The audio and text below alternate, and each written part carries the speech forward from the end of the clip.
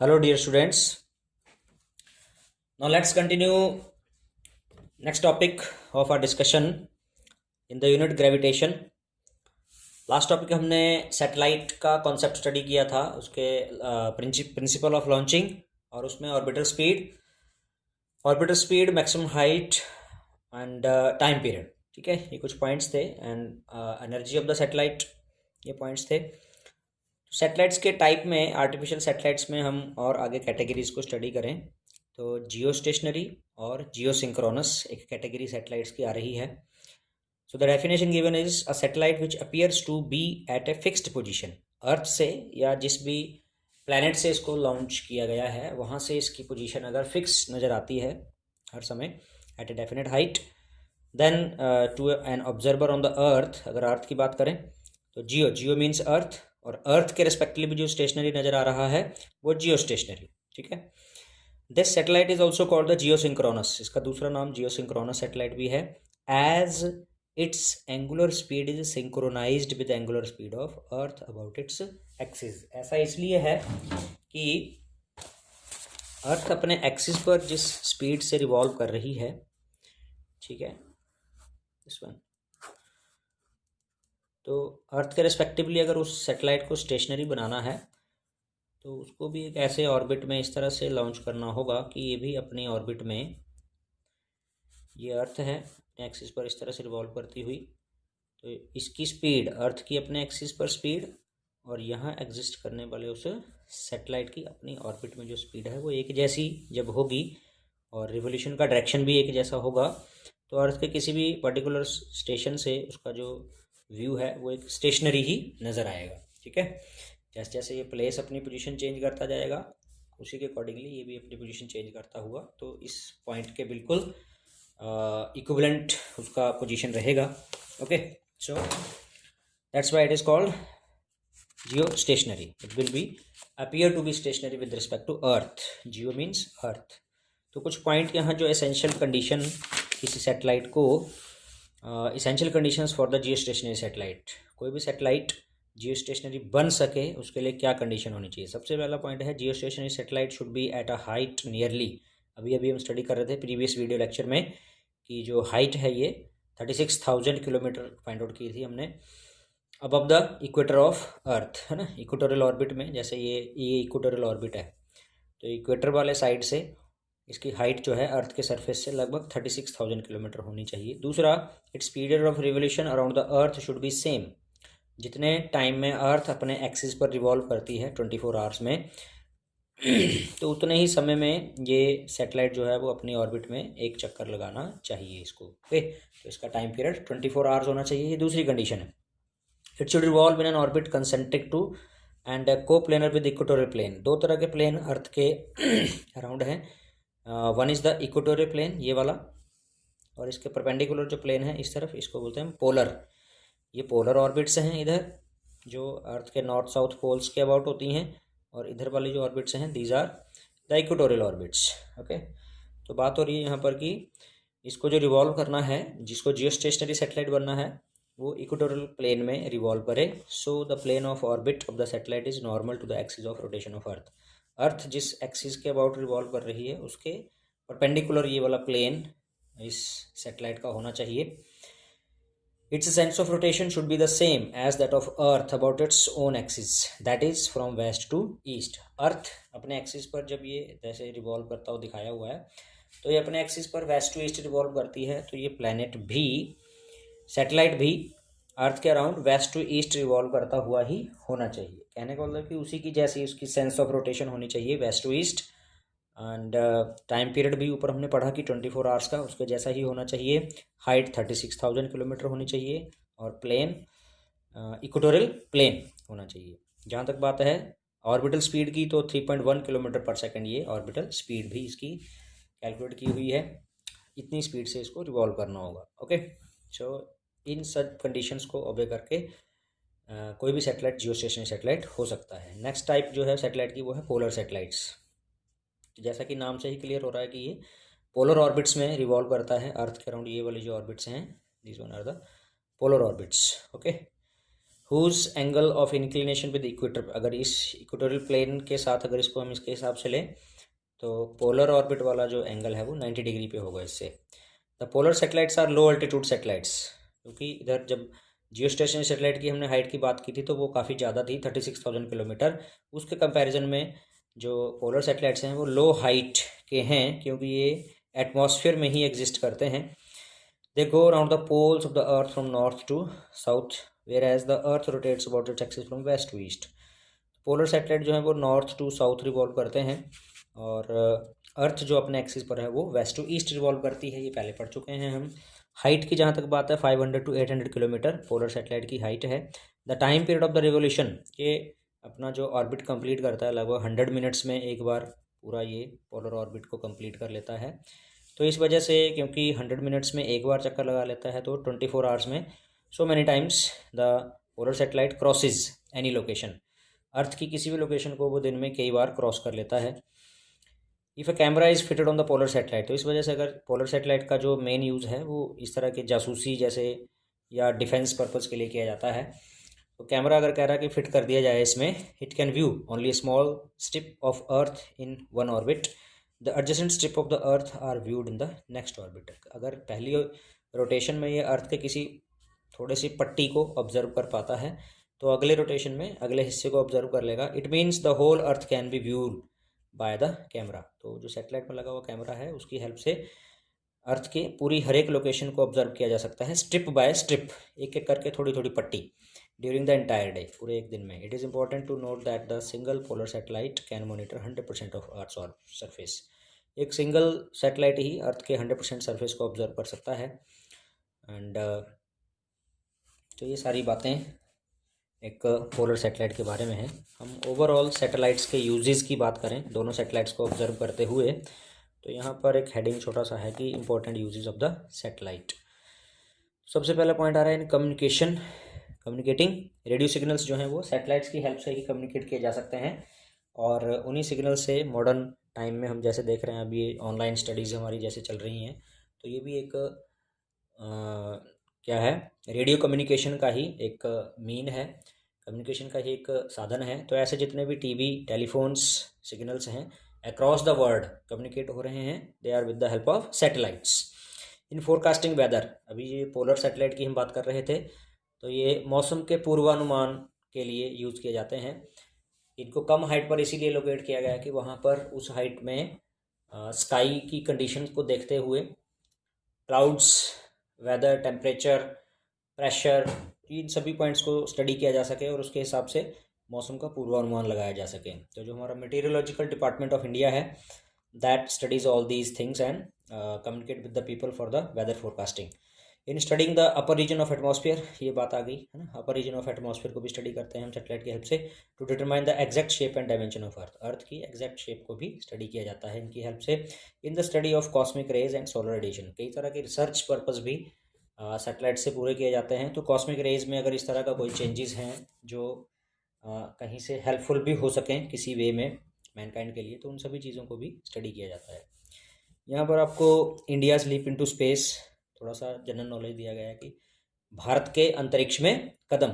तो 1975 से ये प्रोसेस शुरू हुआ, आर्यभट्टा सैटेलाइट हमने पहले पिछले वीडियो लेक्चर में स्टडी किया था, और उसके बाद ये बहुत सारी सीरीज़ ऑफ सैटेलाइट दिए हैं। 1980 में रोहिणी सीरीज़ के सैटेलाइट्स लॉन्च करना शुरू किया गया। इसमें सोवियत यूनियन का बनाया हुआ लॉन्च व्हीकल जो था वो सोवियत यूनियन का बनाया हुआ था। लेट 1980 की बात करें तो India started sending his polar satellites into space, a series of satellite, IRS का मतलब आपको बताया था Indian remote sensing. Remote sensing का मतलब होता है ऊपर से ऑब्जर्व करना, किसी हाइट से ऑब्जर्व करना।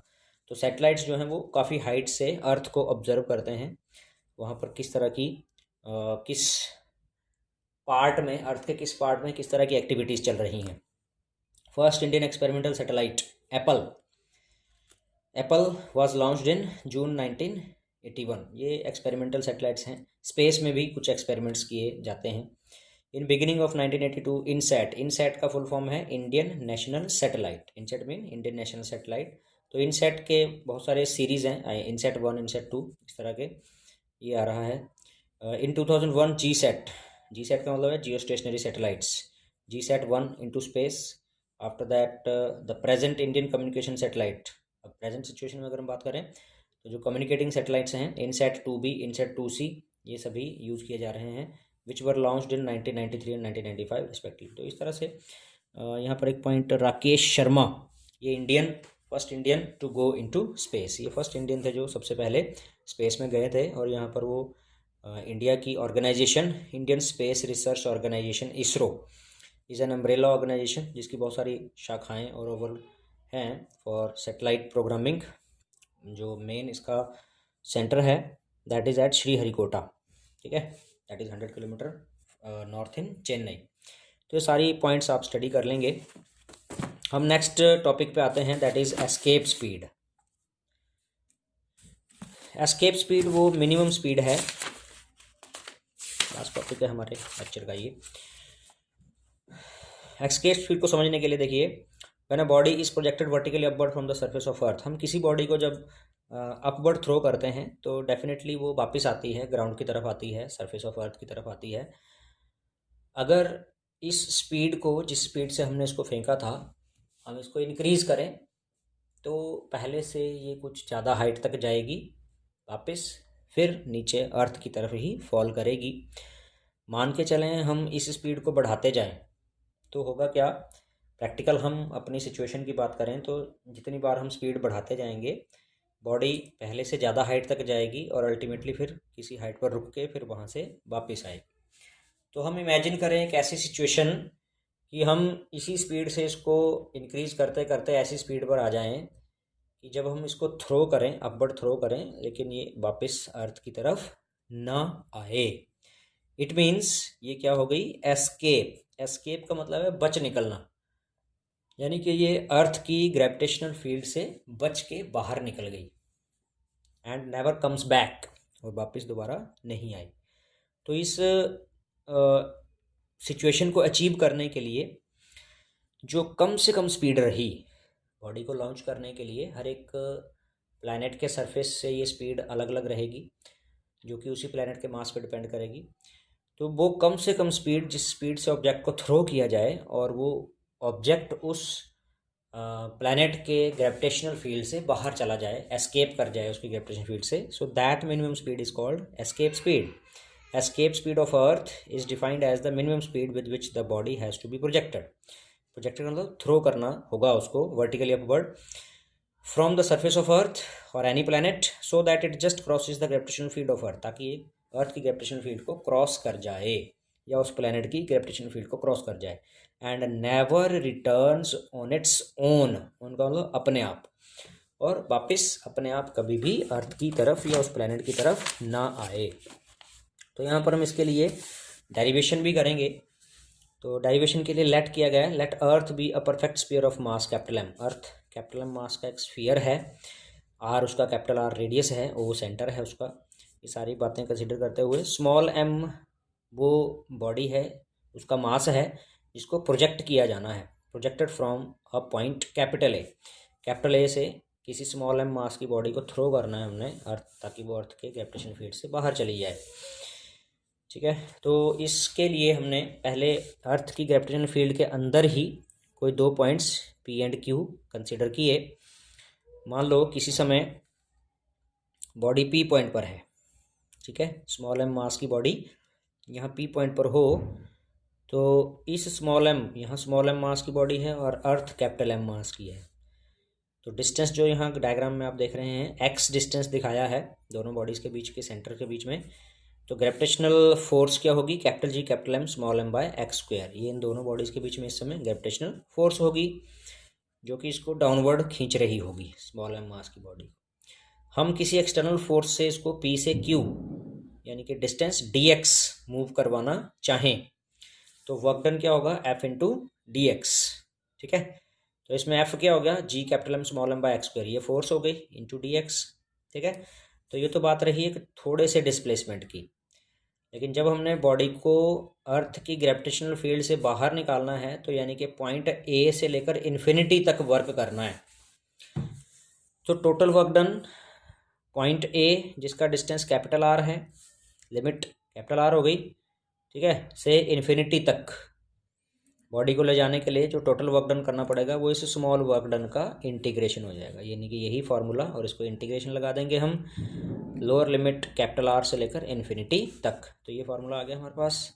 इसमें जी कैपिटल एम स्मॉल एम को बाहर निकाल लेते हैं, और इंटीग्रेशन जो होगा वो एक्स की पावर -2, ये ऊपर चली जाएगी तो एक्स की पावर -2, और इंटीग्रेशन का फार्मूला क्या रहता है, पावर में एक बढ़ाना है, उसी पावर से डिवाइड करना है, तो पावर होगी -2 + 1 डिवाइड बाई -2 + 1, तो कितनी बनी -1 पावर। ठीक है, सो एक्स रेज टू पावर -1 हो गया, दैट इज़ 1/x, और नीचे जो -1 आया था वो नेगेटिव साइन यहाँ आ जाएगा, ये आ गया negative sign. Upper limit minus lower limit कर देंगे, तो 1/∞ - 1/r, 1/∞ - 1/r। यहाँ पर नेगेटिव साइन को पॉजिटिव करने के लिए जो लोअर और अपर लिमिट्स थी, r to infinity सेम है। सो नेक्स्ट स्टेप में 1/∞ - 1/r, अपर लिमिट माइनस लोअर लिमिट हो गया, तो ये जो माइनस का साइन यहाँ बचेगा, ये माइनस का साइन इसको प्लस कर देगा यहाँ वाले साइन। ठीक है, so G capital M small m by r, ये वर्क डन रहा अर्थ के सरफेस से इन्फिनिटी तक बॉडी को ले जाने के लिए, और यही वर्क डन उस बॉडी को काइनेटिक एनर्जी देगा। जिस बॉडी को हम यहाँ से थ्रो करेंगे उसकी काइनेटिक एनर्जी इसी वर्क डन के बराबर होगी। ये वर्क डन फाइंड किया हमने टोटल, and this work done will be equal to kinetic energy ½ mv²। तो दोनों को इक्वेट कर देंगे हम, ½ mve² equals to G capital M small m by are.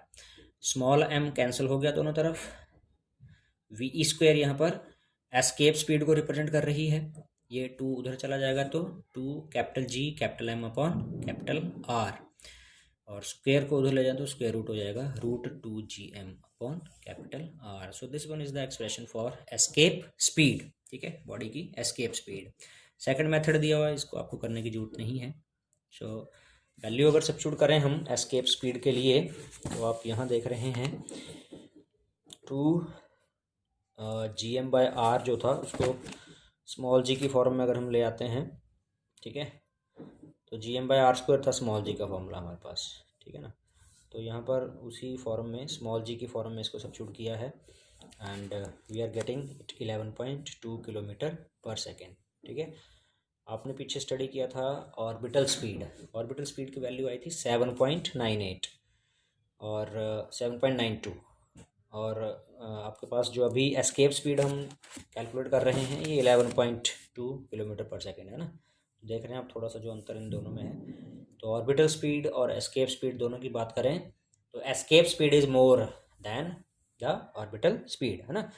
The planet satellite which is not at much height, उसकी orbital speed आ रही है 7.92 km/s, जबकि आपके सामने ये देख रहे हैं आपकी जो एस्केप स्पीड है वो 11.2 km/s है ना, तो ये वाली ज़्यादा है। So this is all about in this video lecture, and the unit gravitation has come to end. ठीक है, तो ग्रेविटेशन यूनिट हमारा ख़त्म हो गया है। नेक्स्ट वीडियो लेक्चर में हम अगले यूनिट के टॉपिक्स को स्टडी करेंगे। Till then keep studying. Okay, bye.